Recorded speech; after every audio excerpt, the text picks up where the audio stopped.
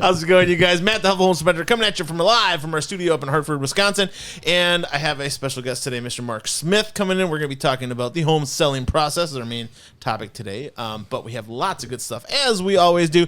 If you enjoy our content, if you like watching us, check us out. Check out our other videos. We got 200 and, what are we up to, Tammy? 230 videos now? Something like that. Yeah, 230 videos. We hit 300 subscribers on the YouTube channel this week, which is exciting. We're at 307. Who's going to be 308? Could be you. But definitely hit the subscribe button down below. Give me a bell notification. That way when the show goes live and we put out new videos, you'll be made aware of it on your phone, tablet, computer, wherever you're on. And then if you like the show today, give me a thumbs up. Also, if you're looking for any content, you want to learn something about your house, you know something about your house that you want to know more about, put it in the comments. Drop us a line. We'd be happy to modify some content and give you guys some input. Or if you have questions about a project you have coming up or anything like that, we're happy to answer those today for you.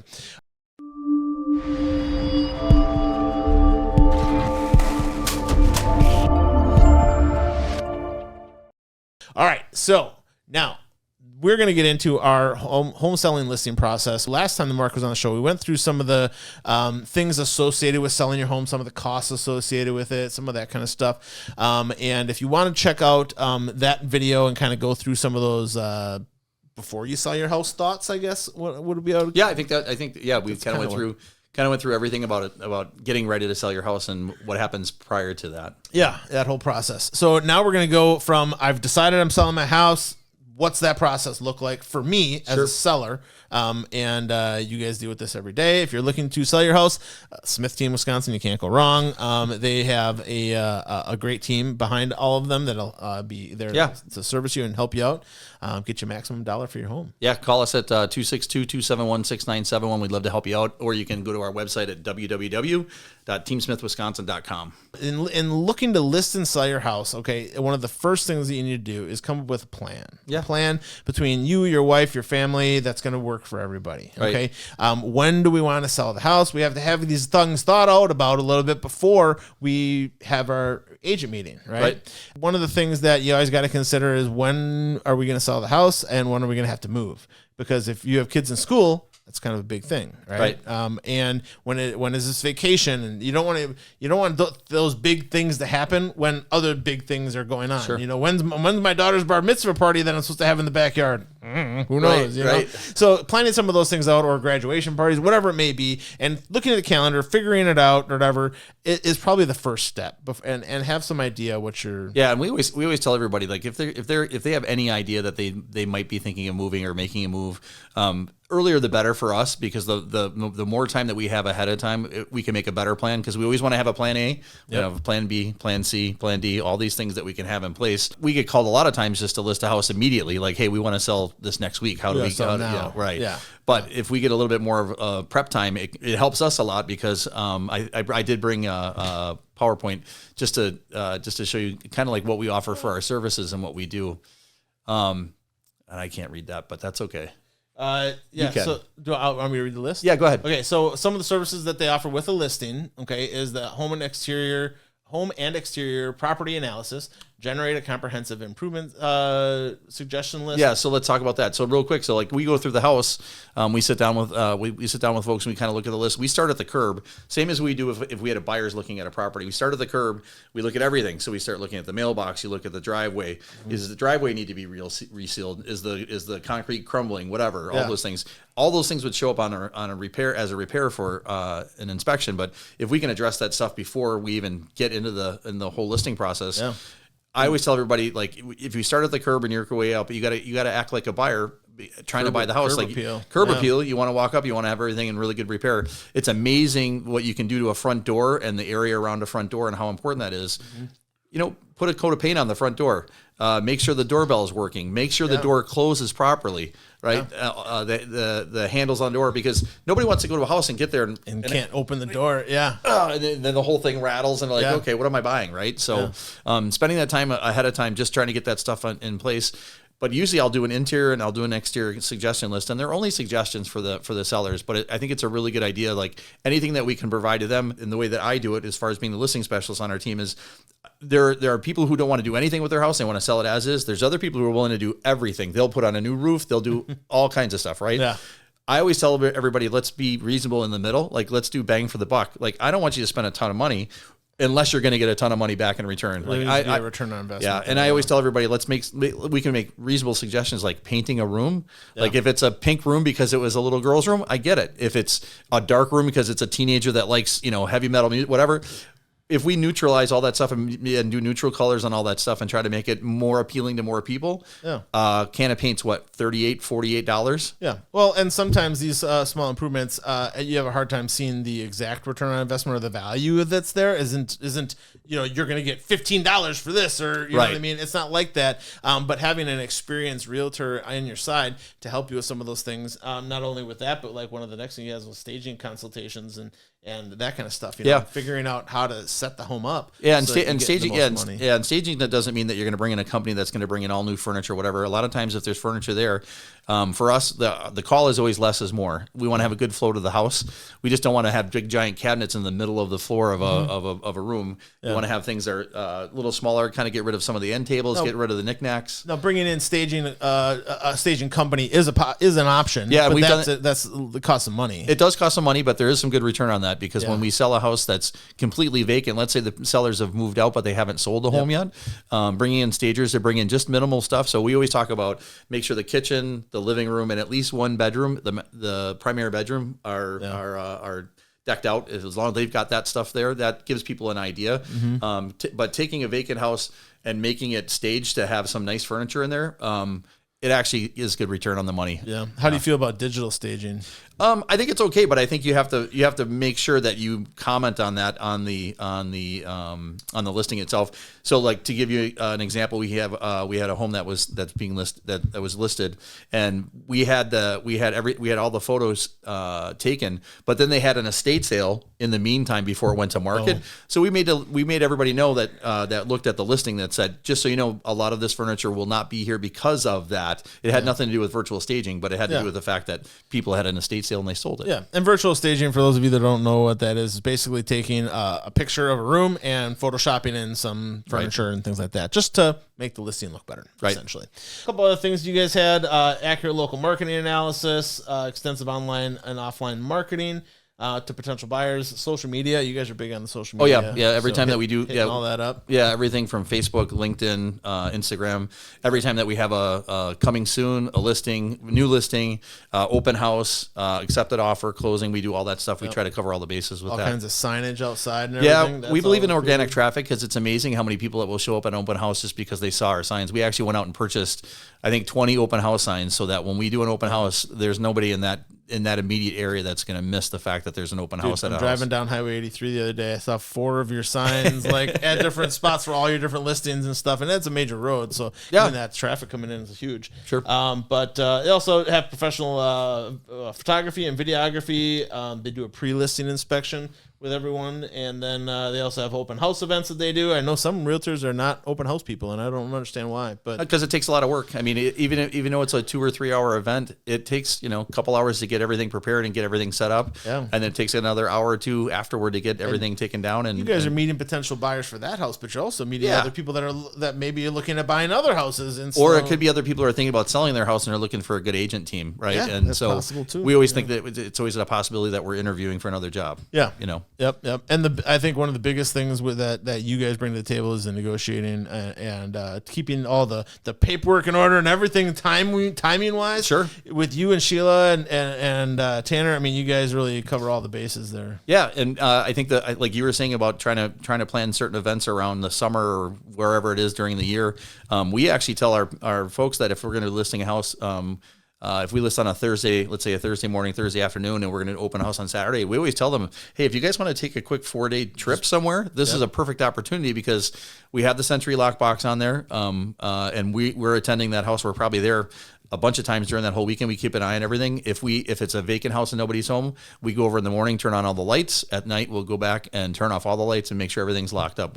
That's kind of like we kind of take ownership at that point to help out. And especially in the market the way that it is today, you put your house up on the market the day that it hits the market, you're going to have a whole bunch of showings, and it can be very disruptive to your life. And right. I've had you've probably had some people where they're like, oh, another showing. I stop it at 5 o'clock, and it's like, nobody. You're looking to sell your house. You want to get everybody through that house that you can. Yeah, and we want to encourage making sure that we don't have to not confirm an appointment and say, oh, I'm sorry, we have to decline this one.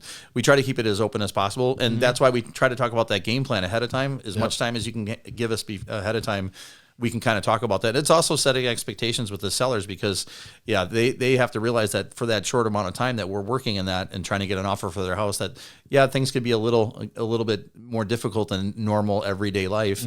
So maybe taking a 4-day trip or something like that might not be a bad idea. No, not at all. And sometimes you do have tenants and things like that you have to deal with. But the more time you can give the tenants notice ahead of time, that just makes life easier for everybody. So come with a plan that you guys are okay with, and don't make it a short-term plan. Don't make it I want to go next week. Try to plan a little bit as far out in advance as you can, so that you can give your real estate agent and you time to get the house ready and to do all the things, and to have that listing really pop once you do hit the market, not have it feel all haphazard and thrown together at the last second. So the next thing you're going to go into is choosing an agent that you trust and believe in. And when you meet with your agent, they have a laid out plan like the Smith team does and stuff like that. That goes a long way. It's showing not only their commitment to you as a client of theirs, but also goes a lot to show their professionalism and all these other things that are really something that's important and measurable as far as choosing an agent. Yeah, we've been developing our systems for over 4 years now, and making sure. And I basically tell everybody, like, our clients deserve a system. Like something that we do every single time. It's tried and true, and this is what we do. Do we make changes? Yeah, we make changes depending on the situation, because you have to be flexible. But you have to have a system, and it's owed to the clients to make sure that you have a system in place so that things work the way they're supposed to. Yeah, and it needs to be somebody that you're going to trust, somebody that you're going to empower to not only negotiate for you, to have conversations on your behalf, to manage your house and make sure that your house is taken care of when the showings and things like that are going on, and that they're not just going to be a phone number that somebody can call. I always tell everybody, if we're in the middle of a listing meeting, I tell them, like, if you call, and this, if you call my number or text me, how quickly do I get back to you guys? Immediately. Yeah, within a minute. Yeah. I mean, that access to you as a client is huge. It's important, because you're gonna have lots of concerns. Things are gonna happen fast in a short period of time, and having that communication between you and your realtor is really a big thing. And then as far as your agent goes, you're gonna sign a seller's agreement. Basically, what's that called? Listing contract. Listing contract. Yep. So sign a listing contract, and that's going to lay out the terms of your relationship. Yeah, and a lot of it's boilerplate. It's a state contract. We can't change any of the lines on it. State contract, go through the listing agreement. Then we've got a couple disclosures because of the fact that we work with Keller Williams. We're out of the New Berlin office, but we work the 83 corridor. We're out in the Wales, Dousman area. We can sell all over the state, but that's kind of our focus, mostly Waukesha County. And then we do have some listings, and we've sold some homes up north too as well. All over the place. Yeah. So after that, you've picked your real estate agent. The next thing you're going to do is develop a listing plan that you can buy into 100%. It needs to be something that you believe in, because if you're sitting there butting heads with your realtor, that's not going to help anything. It's gonna stop them from doing their job. You're going to be frustrated. The process is going to be very difficult to work through. I think the biggest part for us is, like, we try to explain our plan, but we try to spend a lot of the meeting listening to the clients, because we have to figure out where they're at, where they want to go, how they want to do it, and what kind of timeline that they have, and we try to match that. That's the whole idea. We have to be very realistic. We have to let them know these are some of the things that can happen, and this is how we deal with them when they do happen. So I think it's just got to set the expectations. Having a solid plan going into the whole thing that everybody 100%. Agrees with and everybody's on board with is huge. And then let your agent bring their expertise to the table is one of the things I have written down here. Understand that the realtor, you guys, they do this day in, day out. This is their life. Okay. You're doing this once every 10 years, once every 40 years, whatever it may be. And this person does this day in and day out. And when they come into your home and say, we need to declutter this countertop, we need to clear that out, we need to drop some of the family pictures because we want people to feel like it's their house, not your house. Right. And these types of things are them doing their job and bringing their expertise. It doesn't mean that you don't love your kids anymore because they're not on the stairwell, okay? But True. You got to trust that your agent's going to give you that good advice. And if they're afraid of you, if they're not going to have the confidence to come in into the situation and do their job because you're going to be argumentative or whatever, it's just going to hurt you in the long run, you know. I always tell everybody, I'm only going to try to give you my best advice. I'm not going to try to give you second or third tier. I'm trying to give you the best advice to get the best return on your house. Yeah, choose somebody you trust and trust in their abilities. Okay, the agents are going to try to be as accommodating and flexible as possible, but you got to understand there's within reason. You know, there's 100%. There's got to be within reason there because certain things have to happen in certain time frames, and if you agree to a contract that has these dates in it, those are dates that you can't change, you know, without doing extra work that may not be guaranteed to be able to be done. Yeah, they call it time is of the essence, and that's the idea that there's certain markers that are in there, certain dates that have to be within date, and if you're not within date, you're actually out of contract. So we have to be very careful. Yeah, and that can get you in trouble financially, you know. And then they're going to get into your real estate agent will talk a lot about MLS. MLS is basically the multiple listing service that you guys use to show houses. Sure. You know, I mean, that's the main avenue in which things generate and populate to all the different real estate websites and everything, right? Yeah, I think it's up to all the different websites that are hooked up to MLS, it's like 350. It could be even more now. Yeah. There's a ton of websites that do that. We put the information to MLS and then it trails out. It usually takes depending on the time of day or when you do it. I mean, when I put my listings at midnight, sometimes they don't update everything else until a few hours later. Sure. But yeah, when you have those days when you have to wait and get everything on by midnight because you can't put it on the day before unless you're doing it coming soon. You put it on MLS, get all the information on there correctly, get all the professional photos downloaded, get them named, get them labeled. It takes me if it's an average listing, it would probably take me 4 hours to get the listing up and running. Sure. For all the information. So, do you guys believe heavily in the pregame hype? For the coming soons or the delayed, the coming soon delayed listings, that kind of stuff. I think it's a good idea. Here's the best part about it. So let's say you have a property you think is going to be a something that hot property could be something that people really really like. If you go into delayed, the thing that's nice is that it gets brought out to MLS, so people that are on MLS, so the agents that are there, they can actually share them, but it's not something that gets put out on the rest of the sites. It's only for delayed. The idea of that is that you're going to generate some interest. Give them a little extra time to get their people in place as far as who wants to go to the showing, when are they going to go to the showing, get everything scheduled out. Yeah. And then that way, when it goes live, everything's going to be kind of whipping along and kind of hitting the ground running. Yep. All the ducks will be in a row. Yeah, already. and I think that works out well. The thing is that everybody's living on their phones now, and things happen so quickly. Mm-hmm. Whether you do delayed or don't do delayed, I don't know. There's a huge benefit one way or the other. I think it gives agents a little bit more time to say, "Oh, something's coming soon," and might be able to get their people like, "Oh, I want you to know about this listing that's coming up." But to be honest, when it hits the market because a lot of people are shopping on a lot of different websites. Yeah. Well, and sometimes pregame hype is just how soon you get the sign in the yard and those types of things. Well, it's funny you say that. We've actually had this last like 3 weeks to 6 weeks.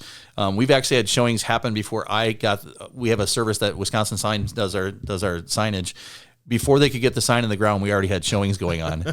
And, I felt bad because I'm like, this house is for sale, right? But they have a schedule of how many signs they can put it in a day. Yeah. And as I'm there, I was actually putting new sign panels up. We had to order new sign panels because we had more listings. And I actually had to attach them because the fact that they didn't have them in their shop already because I just got them ordered. Sure. So I'm out there doing that. And I see an agent come by and say, hey, we're coming to show your house. I'm like, perfect. I'm like, good luck with everything. Let me know if you have any questions. I'm just out here with my wrenches. Putting it together. Yeah. It's all good. That's funny. I'm going to throw a word at you. Okay. And you probably, I didn't, now I did not premise Mark with this word at all. It's a word that I've heard thrown around in my 14 years in real estate. And he's nervous. He's nervous. So when I say the word, I want to know what you think about it. Puffery. Puffery. Yes. So Puff the Magic Dragon? No, like puffery. Like real estate puffery. Like saying things are better than they really are. Yes. Yeah. Well, you have to be very careful with that, right? It is. Here's the thing. It's one thing to say something is spacious. Mm-hmm. It's different to say something is 50 by 50 when it's only 30 by 30. Yeah. So I think you have to be very careful how you're doing that. Like, so just to give you an idea, when we go to measure rooms, some houses don't have rectangular or square rooms. Mm-hmm. Some of them have angles. Multiple shapes. Yeah. So when we find out from the sellers what they think the room size is, or whether we have if we've got a floor plan, that makes it really easy. Yeah. But if we have to go through and measure them, like we're doing our best to estimate them. So when we go on MLS, we actually have a statement that says Sizes of rooms are not verified by broker or agent. Just to let everybody know. And the truth is, if the people are coming to see the house and they're gonna do that, they can bring a tape measure, they can bring a laser measure, whatever we want to do. But we try to get it as accurate as possible. The other thing is, like when they do the totals of the square footage, we have to be very careful with that. But at the same time, we're trying to get as close as we possibly can, as far as you can. But I mean, if you got an octagon room, or you've got one that's got a curved, it gets recesses or L's recesses, or maybe it's not completely squared out and plumb. Like maybe they're off by a couple inches. Okay, it's off by 4 inches this way, or maybe 3 inches this way. So we just puffery can go a little far sometimes with people. Enchanting fireplace, and it's like a little, it's actually when you put it in place. You set it in place. It's got electronic heater in it or something like that, and or spacious 2.5 car garage. The 2 to 2.5 car. What makes a 2 to 2.5? There's not really a measurement out there, So there's a lot of those little things of that some real estate agents really blow it out, or take the puffery to a whole nother level, Right.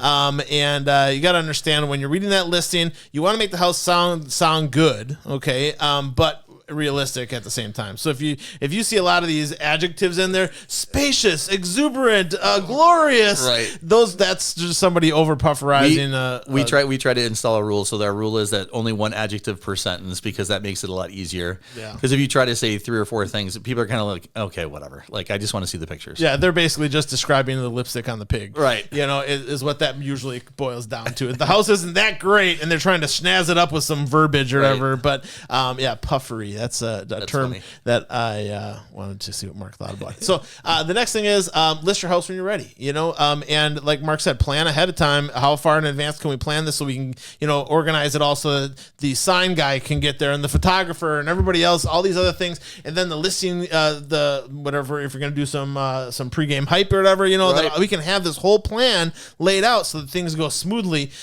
is always a great idea. It can be a very busy and hectic time.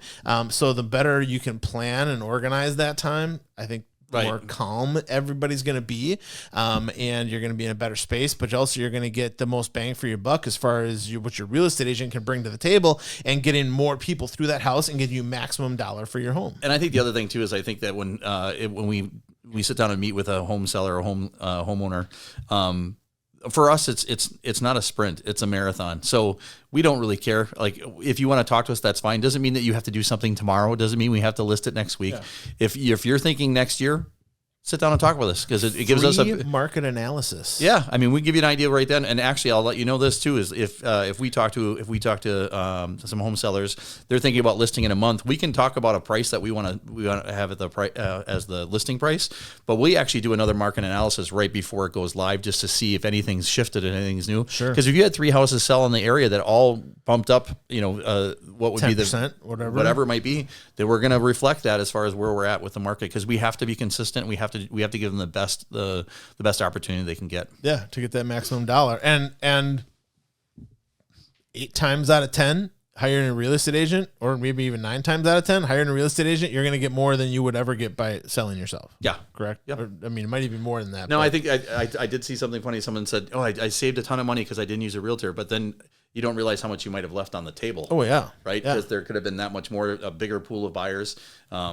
Or just the negotiating element, right? Understanding what the market is and what the market demands, and then being able to look at this person's finances and everything else to determine what's reasonable. I mean, I think the toughest thing too, when you explain to somebody about for sale by owner, because a lot of people have the energy to do that, but then when they realize what it takes to do it, they could use a bullhorn and stand on their front steps and use their bullhorn. That's probably as far they're going to reach, besides their sign on the street, maybe. Yeah. But the truth is, you have to worry about whether people are pre-approved. I mean, when we take buyers through, they actually have to have a pre-approval letter that says they can purchase that home at that price. Yeah. Or actually, it should be a little bit more. We always try to have them shop a little bit lower than what their pre-approval letter is for. And if you get in a contract with somebody that can't afford the house, Right. then you got another problem. Right. You know, I mean, there's just so many issues that having a real estate agent will forego and make that process go so much more smoothly for you. So give Smith Team Wisconsin a call. They would be happy to help you out. Now, as far as the home listing tips, so we've touched on, I think, a number of these. Sure. Making the house, the people who are coming into the house to look at it, make it theirs, not yours. Yeah, we always say don't. We want to make sure we declutter, but mostly depersonalize, right? So the pictures of the whole family. We always tell everybody, if you've got artwork that you want to have up, that's fine, as long as it's minimal, like less is more. Yeah. But at the same time, you don't want to have a picture of grandpa and grandma and the stairwell of pictures, right? And and you know what, I always tell everybody, you know what, they're going to go in a box anyway because you're taking them to the new place. Yeah. So it makes sense to kind of depersonalize. People are walking in there staring at Aunt Eunice. Right. And the whole idea is that, like you said before, you want to have the buyers walk in and kind of picture their own family and their own pictures on the wall versus looking at somebody else's. Yeah. Yeah. And you want it to look lived in. You want it to be staged of sorts, but you don't want it to really look lived in. Like, you don't want to have your dirty dishes on the counter and all this other kinds of stuff. The place should be clean. We had a couple of recent shorts about underwear. I can't tell you how many times I show up for an inspection and there was a dirty pair of underwear laying in the middle of the floor. I have had them on kitchen counters before.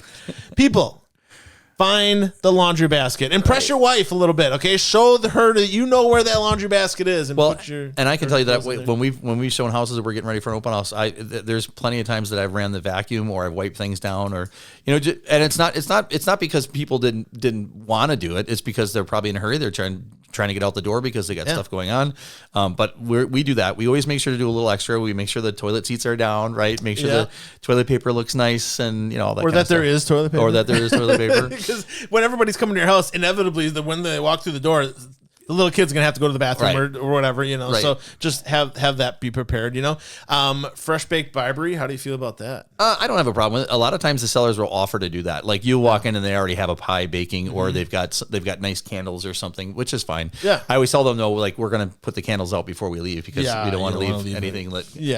Going on. Lots of times we talk about the psychology behind some of these things, you know what I mean? Sure. And having that welcoming environment with the lights on and the windows open, not the shades shut, all those things play a role in people's mind, right? Whether they want it to or not. Yeah, like making sure all the lights are on in the house and making sure the blinds are up is a huge deal, because nobody wants to look at a house that's dark and where you can't see everything. And like you said, like before, like when we've done inspections, when you've walked into a lower level or a basement, and there's 4 light bulbs that can be on, but there's only 3 of them. And you realize the one that's not on, you look in that corner and you realize there's a problem with the foundation, right? So then you're bringing your phone out, you're bringing your lights out, you're looking your flashlights, making sure everything's good. Yeah. Yeah. All of that plays an important part. All of it plays a role. And, when it comes to the home, you want it to be a temperature that's going to be comfortable for everybody. I was at an inspection yesterday, 85 degrees in the house. And the seller was there when I got there, had all the windows open. It was a 90-degree day. And I'm like, the buyers are going to be coming here, and I'm sitting here. I haven't even started inspecting yet, and I'm dripping, Right. I'm like, this is not comfortable environment to come and look at houses and stuff. And I get that. He liked it. To each their own, right? Yeah, to each their own. But you got to realize that you're not the one buying this house, and you want to impress the people that are buying this house. Well, not only that, but if the windows are open and it's hot in the house, you're wondering if it's got AC or if the AC works. Right? There's raise questions. Yeah, first questions. Yeah, and their air conditioner was working fine. I got it up and it was humming, and he had neglected his HVAC equipment a bit, but it worked, So I'm like, dude, turn that on, get that temperature. 70 to 72 degrees, you guys, is really the butter zone when people are coming in to look at your home. Okay. And if it's a hot day out, 70 feels really relieving, and it puts you in, that instantly puts you in that good place, Right. You're ready to you might want to stick around a little longer and look at the house a little bit more. Yeah. Instead of, oh my God, it's so hot in here, I got to get out to the car, or whatever. Right. It's just some of those little things can make a big difference. And then pre-listing inspection, we talked about it. We had an extensive episode on that. I don't see a downside to a pre-listing inspection. Yeah, because you're telling them the seller knows what they're selling, buyers know what they're buying. Yeah, and there's really no downside to it, but some agents will try to tell you that there's a downside, but it's really not. Your house is your house. If you're selling a pig, it's a pig. I'm selling a pig and I'm not going to do anything about it. And this is an accurate. Well, and the other thing too, like you always said too, is that when you're doing the checkup on the house, sometimes you're showing how great the house is and what great shape it's in. Because, Yeah. I mean, if their biggest problem is they've got a GFCI outlet that needs to be rewired or they need smoke detectors, Big deal. okay, you're in great shape. Yeah, Like, yeah. Yeah, or balusters on a deck, or I mean, there's all kinds Right. of, or a handrail here for a V. I mean, there's all kinds of that little stuff that isn't going to scare anybody away. It's like when you put that report together, it's like a marketing portfolio. This is everything I have. We're showing not only that the fact that your air conditioner needs to be cleaned, maybe, but we're showing that you have 15 inches of insulation in your attic. We're showing that you have 20 years left on your roof. We're showing that your siding's in great shape. I mean, there's a lot of really good things being shown off in there. But at the same time, you're not going to have anybody coming back at you trying to negotiate for things that they claim they weren't aware of when they wrote on that home to up whatever price they were offering, you know? Right. So lots of good things, not a downside at all to a pre-listing inspection. So the next one I put up better. And then I said, be patient, because lots of times when you guys, show a house, let's say 15, 20 times, right? The whole story is the first offer is usually the best offer, but that's not always the case. Yeah, not always, but it does happen. But having a qualified agent there to help you look through those offers to determine, hey, yes, this one is an all cash offer, but they're offering you $10,000 less. This looks like a really solid buyer, and the only thing that they're asking for is a home inspection with a contingency limit of $10,000. Right. You know, I mean, yeah, so just to let you know, so if we have multiple offers in a situation like that, we actually put together a spreadsheet where we do all the contingencies, and we measure apples to apples, oranges to oranges. We go through the entire sheet with the sellers and let them know what each offer is, and sometimes we color code it like red, yellow, green. Like these are really good things. Red, not so great. Yeah. And yellow, this is here. We go through the entire spreadsheet so they have a really good idea by the time we get to the end. They're kind of honing in, okay, it's between these two, and here's why. Yeah. As far as the cash portion, they always say cash is king, and which is true. But I can tell you that if someone's got a pocket full of money and they're not getting a mortgage, they're probably a little bit more likely to walk away from a house and lose their earnest money because they got plenty of money. Yeah, they're prepared to lose $8,000 or whatever on $1 million house or whatever. Right. You know, it's just. Sadly, that is what it is. Looking at these offers and breaking it all down with a qualified real estate agent is huge, okay? And not every offer is made equal.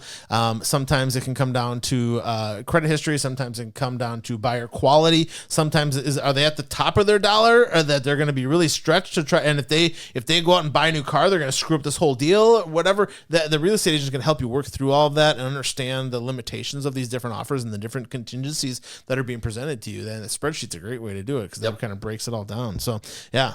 The next thing, so after you've got an offer to purchase, so somebody gave you an offer to the home, you've gone through that whole process, you picked out which one is your favorite, and you're set. Okay, I'm going to sign this contract or whatever. And sometimes there is negotiating goes back and forth with what's called amendments, right? Yep. And these amendments are, okay, so the offer offered you, the person buying your home offered you $350,000, okay? And you want to get $370,000. Your original list price was, let's say, $380,000. Okay, so you send back an amendment for $370,000 with all their contingencies or whatever, and hope. Yeah, we do a counter at that point. So before anything's accepted, you'd be doing a counter. So we go back with a counter and saying, okay, we love everything about the offer, so we're going to initial that, but here's what we want changed. So amendments are after. Yeah, so that would be after. So we do so would be a part of the counter offer. So we counter for whatever the seller is looking to do, sure. And trying to get something accomplished that way. And that's where it becomes very important to have a really good relationship with the agents. Mm-hmm. For us, I mean, if we have buyers that were out there and they're interested in a condo or a home,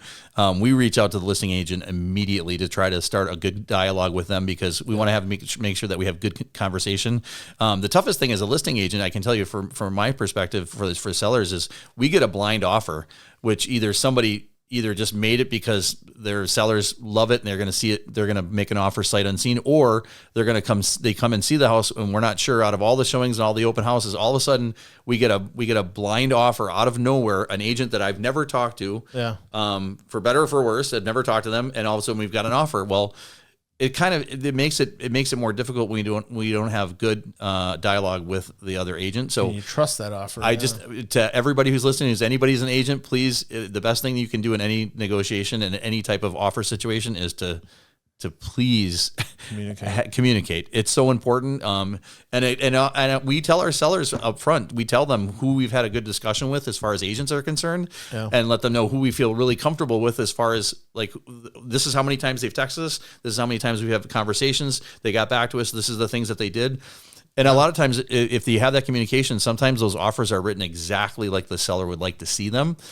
So tip to anybody else, blind offers you can do them, but they're not they're not going to be as effective as ones that you questionable. Yeah, you get to talk through it. So. Yeah, for sure. So the counter offers are what we do during the negotiating part. Amendments are things that happen after that if we need to change the contract. Yeah, so let's say something happens where they couldn't get a contractor for this, and this, and they got a timeline on it. Yep. Then you just say you call and talk to them, and then you write up an amendment saying, hey, we need another 3 days for this to be. Is that okay? Yes.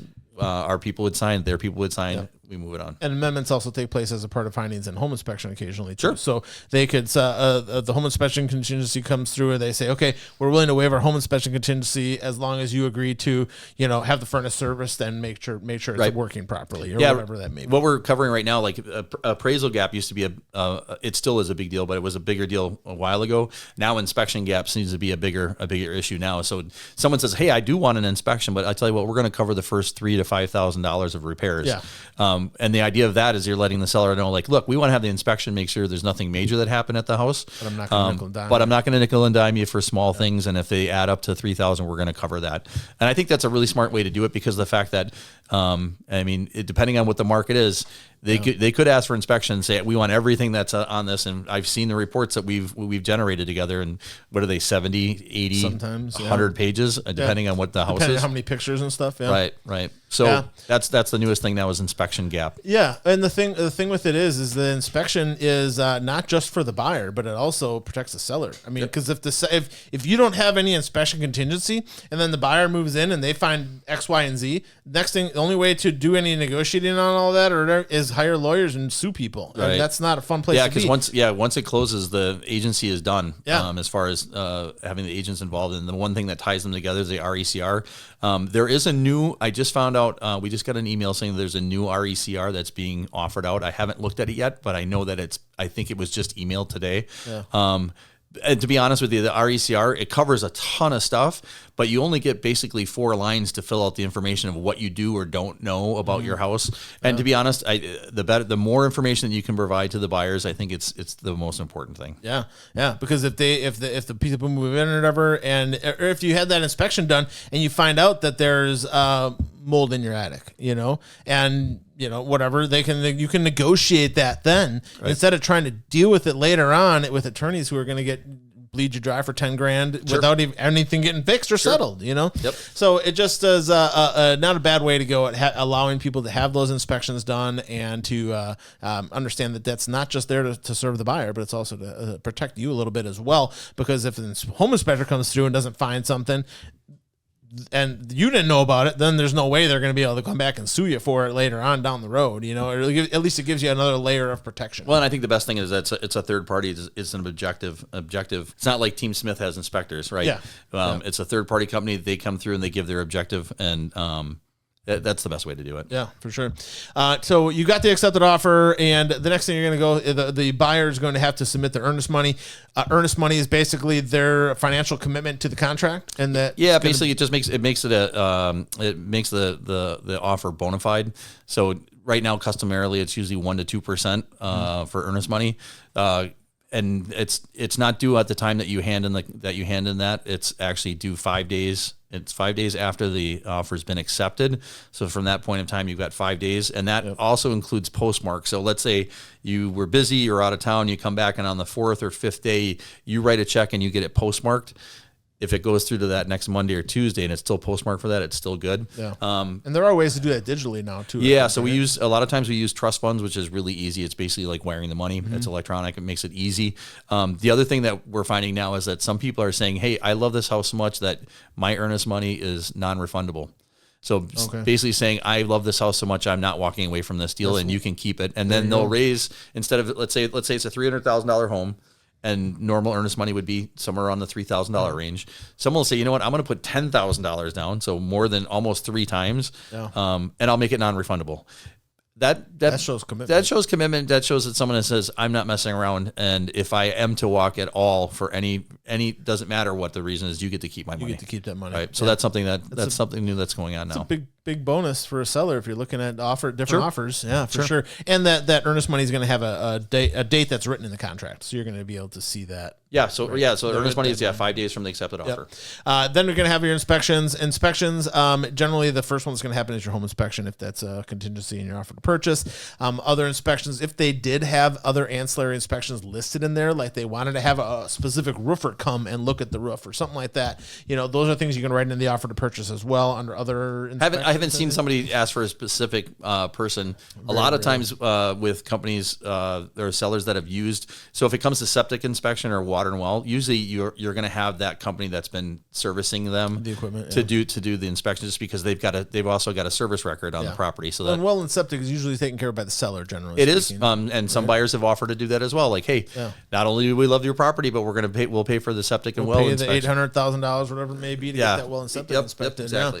So those inspections, there are going to be contingency deadlines that have to be met with those. If one of those contingency deadlines comes and passes, that is basically the same as waiving that contingency. Yeah, it expires. Yep, yeah, it expires. Yeah.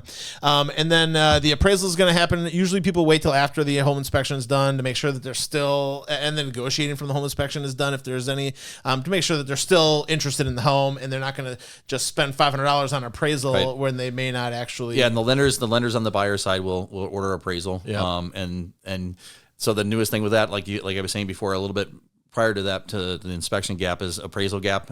People are using appraisal gap because of the fact that some of these offers are coming in and they're so much higher than what the list price might be, which is great, but it still has to appraise. And so what happens is if, let's say they have an idea like, you know what, we made a really, really, really good offer on this house and maybe it's 30,000 or 40,000 over.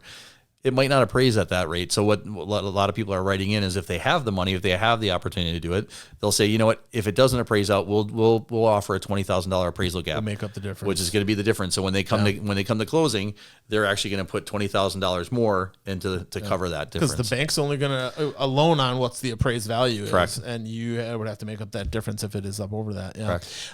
As this is all going on, title work kind of is working in the background. You know, and they're basically the title company. They're going to verify the owner. They're going to verify the lot. They're going to make sure there's not any liens on the property. All that kind of stuff. Make goes sure into everything's your clear. title. It's good. Yeah, you got the clear ability to transfer the property. Yep, exactly. Closing is usually for the buyers is going to be very much in person at that time. You go through each piece of paper. Yep. For the sellers, lots of times they show up when they have an abbreviated version for the sellers. Yep. A lot of times, sometimes there's a relationship that develops between the buyers and sellers because there's some sellers that are so in love with the house that they're selling, and they really want to make sure that the buyers know everything about it. They'd love to meet them. That's completely possible, and we've had that happen. We had where the sellers met the buyers at the closing, which is great. I find it a lot with VA people. Yeah, the veterans, they get into each other. Funny that you say that. That actually did happen. It was a VA closing. Yeah. With pre-signing, we've had people who have moved out of state, and obviously they need to find. We either need to find them. We use Focus Title, and then their sister company.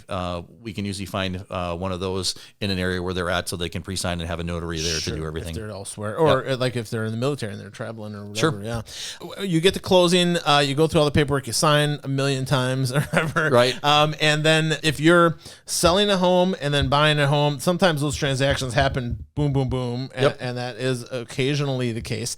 But usually today you try to have a little bit of a gap in there. Right. Certain things take certain times. To transfer money. What we always tell everybody, like if they're talking to the lender, they get everything lined up for wire transmittal, and it goes through for the title company. One thing that's really nice is that if you're selling on one end and you're buying on the other, and it ends up to be the same title company, they can actually just take the funds, hold them until 1 or 2 days or 3 days later. Or whatever, hold on to that in the trust, and then release those funds at that point in time.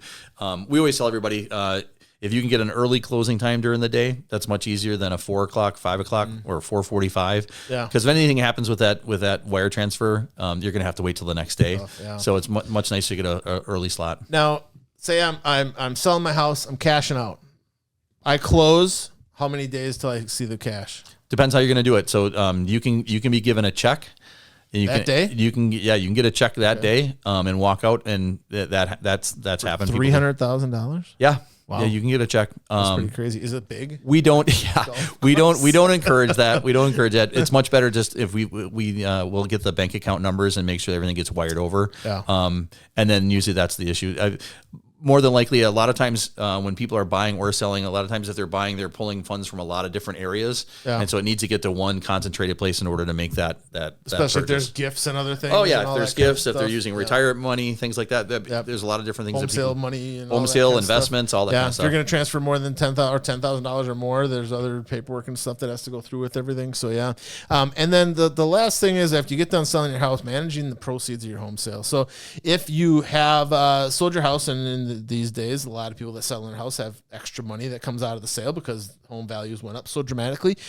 You got to be careful what you do with that money, and as far as taxes and reinvestment and other types of things. If you're gonna hold on to that money and you're gonna buy another house within, I think it's 12 months, you don't have to pay taxes on that money. Yeah, so I try to something like that. I try to make sure that I let everybody know that we do not provide any legal advice. No, this is no legal and advice no or tax advice. All right, so it's always best to talk to your professionals. We do have people we can refer you to, and they can give you that advice. But a lot of it gets tricky, especially with transfers. So like we had a couple that were transferred that weren't an outright sale. Basically, where someone is selling a property and they're going to be buying a property that's a like property, they can use that. Yeah. So there's different things that can happen, but yeah, always talk to your tax professionals and talk to your legal counsel. Yeah. So when Tammy and I sold our condo, and we had to bring $16,000 to the table to close on this thing in 2009. Okay, and we went and lived in our in-laws back here. We didn't have to deal with any of that because there was no $100,000 of extra money. You know, it was, Matt, you got to sell your motorcycle so we can make down payment on the next house. Don't worry, I promise I'll get you a motorcycle. Pete, how many motorcycles I got in the garage these days? How many ATVs do you have up at the barn? I wasn't going to talk about those, nor the tractor or anything else. But it's something that you need to make sure you're managing those funds properly, so you maximize the money that you get to keep and minimize what you have to pay in taxes, or what essentially could be lost. Yeah, and the biggest thing that we do post closing is we let everybody know that we're going to be sending out a closing statement. So through all the entire year, all the sales that are happening, buy and sell, we actually provide a closing statement at the end of the year so that they can be prepared for their taxes for the following year. There you go. Yeah. So that is the home selling process. Thanks for coming out today, man. Thank you. Coming. Thank you. And I appreciate it. lots of good stuff out there, you guys, about the listing process. Team Smith, Wisconsin. What's the number one last time? 262-271-6971, or go to our website, teamsmithwisconsin.com. Excellent. Thanks again for tuning in, you guys. I really appreciate you. If you wouldn't mind, hit that subscribe button, smash the bell button, and give me a thumbs up if you like the content. Also, if you have any suggestions for future content, label them down below in the comments. That would be awesome. But otherwise, you guys remember, the better you take care of your house, the better it's going to take care of you in the long run.